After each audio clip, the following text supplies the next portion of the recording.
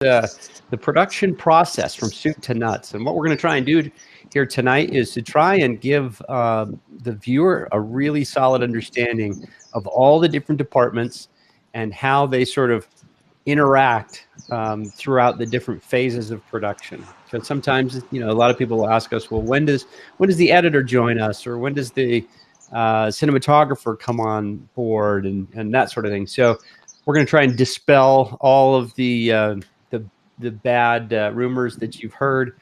We're going to try and tonight sum up a little bit better about how production works. So if you have any questions, like as always, just feel free to shoot those questions out at us as we go. We'll mark them as questions and circle back at the end. And for every piece of the production process you talk about, Fletch, I could actually walk the camera over and give them a snapshot of what it really looks like. There you go. Here in Hawaii, shooting a film here. Rough life. Look at the glamour. It's really rough out here. So. Okay, so let's get started. The very first thing, as we all know, and this is one thing that students just despise universally. This is ubiquitous. Everywhere we go, students absolutely hate writing and developing great screenplays. Unfortunately, they really like the movies to be really great. They're only great if you do this part well. And at this stage, you can see it's just the script. And so you might be interacting with some people at the studio level. Chet used to be one of those folks back in the DreamWorks days. Yep. And so discuss, Chet, how a script makes it to the studio, and then how you would interact with a writer. Well, it's it's an interesting process because there's a lot of content out there, and I won't go into it too much, but there are a lot of scripts out there, and we talked about this on other broadcast about getting your script into Hollywood. But there's a process, and I'm going to assume that you've gotten it to an agent and it's good and it's going out to the studio. And that process, once, it'll go out as a spec script or just a project that you're taking out to a studio will acquire that project. And then the development process begins with the studio. Now, up to this point, you've probably spent a lot of time and energy doing draft after draft after draft to try and get it to the point where a studio is going to be interested in buying it. But once they buy it, it's not over, because then the development begins with the studio. So then the real work begins. The real work begins.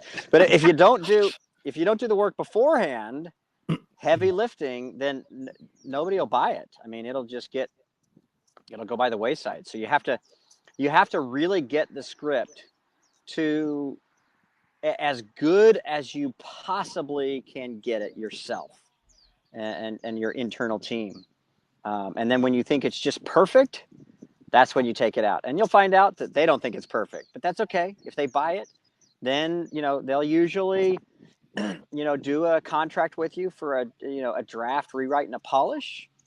And that's when you start the process with the studio, because they all have their, the demographics that they're trying to meet. So you'll adjust the story according to what the studio needs. And there's a lot of smart people, and the development process starts with the studio. And that process can go, man. American Beauty came into the studio, DreamWorks, and it was near perfect. It was written by Alan Ball, a playwright, and nearly perfect, and it was in production in 6 months, wow, which is really fast. Other projects I worked on, I mean, we've had them in development for years. One that we're trying to produce right now, it's been in development for 9 years.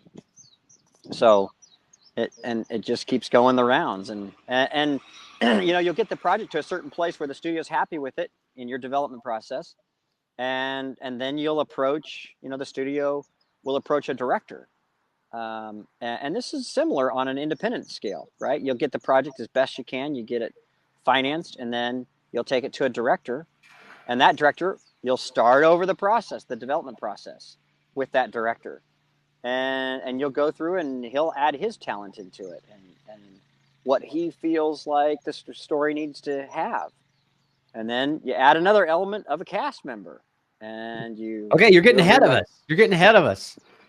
Oh, sorry. So let's go back to our demonstration here.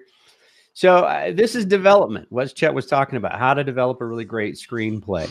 And that's super, super important. And there's a lot of really smart people, and you need to listen to what they have to say.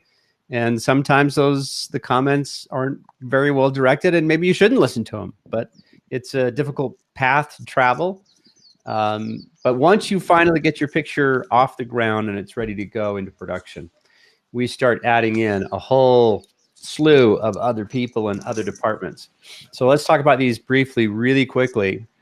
So we've had our script to start with, and now we're going to have a director. Chet was talking about having a director attached. So this purple color is the director, and everywhere you see the purple, you'll see that it's attached to several different other areas.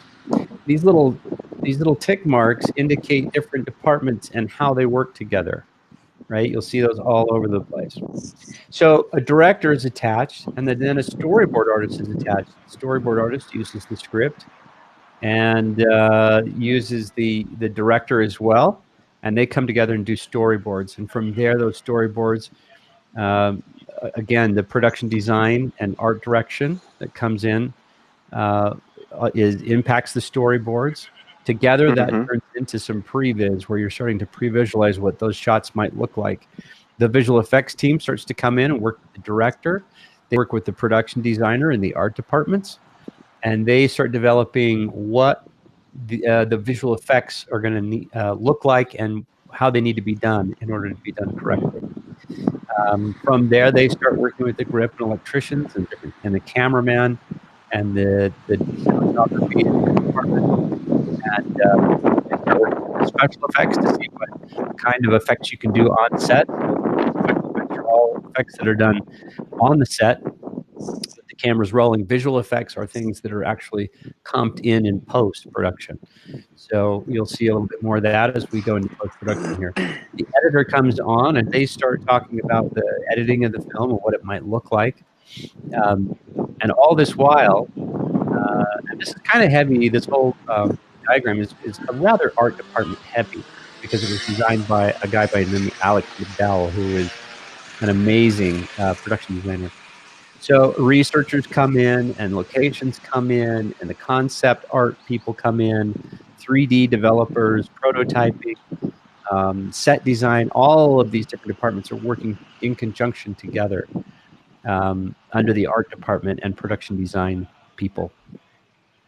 And all of their work is being handed back to the storyboard artists and the previous people, so they can all start to kind of come together visually.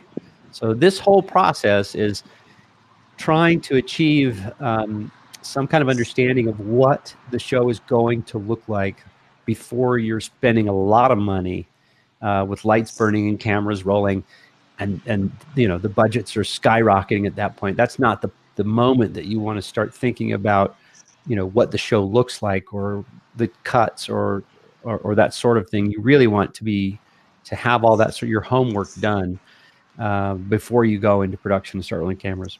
So at this point, you're in pre-production, and now comes the construction. So the set designers start working with the construction people and the prototyping people, and all of this starts to come together. These other departments, props, set decorating, all this other stuff starts to come together, manufacturing, to sort of create the elements inside of each set.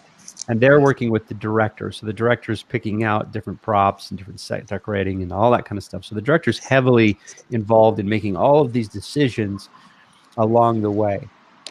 And all of that is rolled into the shoot here. So here comes production. So now is when the crew starts to capture the actual visuals of the screenplay. And this is the shoot. It takes all the information from everybody's department and brings it together under one roof. And that's the shoot. So every department comes together to make that happen. Anything you want to add, Chet, to any of this? No, it's. I think Alex did a great job in just showing how everything is tied together, and communicates together. I mean, it's all. Yeah, no I think. department is an island unto itself. It always Yeah. impacts other people around it. The ripple effect of every single department is pretty significant. Well, and I was just going to say, it all. As you can see, how the director's loop goes around. It's all touching the director, and the director's giving his vision, to every single department, to make sure that what he's imagining, or what his vision is, he's communicating it to everyone, and all of these pieces are touching. I mean, that's kind of what I love about this diagram that Alex created. It's just, you can kind of really see how they all touch. It's I think he great. did a great job. Yeah, it's awesome. So moving on to the next step, obviously it's post-production. And so in post-production, we're done with the shoot. We're done with a lot of the stuff that we were doing in pre-production. But now a lot of the stuff that we're building and designing and concept work and prototyping and all the art department stuff goes into an archive. And this archive will be tapped for distribution. So when distribution comes in and they need photographs of this or that, or they want to do a poster and they need all these things, it's all been archived for them. So the editor comes in and they're really the gurus when it comes to assembling the picture. But you've got sound and Foley and all the editorial process comes together with the director sort of hand holding them through all of that with his or her vision of how it's supposed to come together still. And it's interesting that now is when the visual effects team and stuff like that, now is they start coming into play, and they start putting together based on the previs. You get some art department people, visual effects, the models that were built during the 3D section and the previs section are now being utilized in the visual effects department. And then finally, we have distribution. So all of this stuff rolls right back into distribution, and they're using all of the 3D assets for the interactive gaming and for posters and you name it. I mean, everything you can imagine on distribution. And that's pretty much how this model works. Like I said, this is very art department heavy, so it's very production heavy. But I think Alex did a great job. And if you look at the shape of this unique diagram that he built, he was the guy who designed. Do you recognize that anywhere? He was the production designer on what film he was working on when he. He was the production designer on Minority Report, and he had just finished designing those police officer sort of ships that come rolling in, and the officers start getting dumped out the back of them. So you'll notice that this graphic is literally those ships turned sideways. He must have that shape on his brain when he was thinking about this diagram. So that's pretty much how this whole process works and how the different departments sort of interact with one another. I hope that sort of dispels some of the concepts about different departments and how they may or may not affiliate with one another. The truth of the matter is that although you have a production office where there's lots of people around, each of those departments have an open door policy that pretty much just begging for people to come in and ask them questions. And, hey, I need headshots, or I need elevations for the storyboards and the previous guys. And so, casting has those, and, all this kind of stuff. And there's a lot of departments that aren't represented here. Things like, accounting isn't accounted for, so to speak, in this diagram as well. So these are the basic visual components to everybody who visually will touch the film in one way or another, and how they work together. Any questions so far, other than where is Chet and why aren't I with him, on the beach? Come on. So this week's is kind of short. I mean, I think we covered everything we needed to cover really quickly. In your classrooms, I think you can accomplish a lot of the same sort of activities that you do on a real film.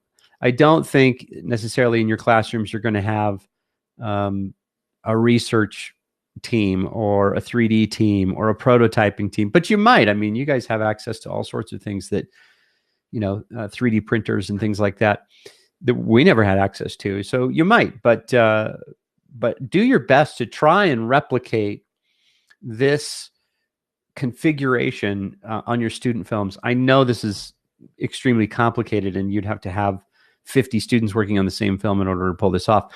But the concept is still sound, that these different departments working with each other are going to create a better film. Chet was talking about distribution at the beginning of the piece. And it was all about how all these smart people are putting their heads together to make this happen. And the truth of the matter is, it doesn't end in development. Here in production, there's a lot of smart people there as well that are very visual, and they all have great ideas. And so you want to access those ideas as best you can. That's why that concept of having an open door policy is extremely beneficial. I think we lost Chet. Let me bring him back here real quick.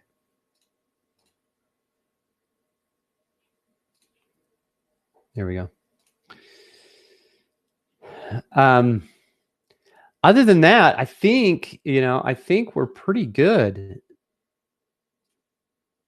Like I said, try and use this in your classroom, and then let us know in the comments and stuff how it goes, and if this was effective for you, and if it was beneficial for your students to have this information. This was a short one tonight, so thank you all for coming. I think we've answered all the questions. That there weren't really any questions, so I must have done an awesome job. So thanks, guys, for coming, and we will see you next month, where we'll have a guest speaker come and talk about what is it? I think it's Tristan next week. Talk about cinematography, or next month. So we'll catch you then, and keep checking your emails for updates on the next month's episode. Thanks, guys. Bye.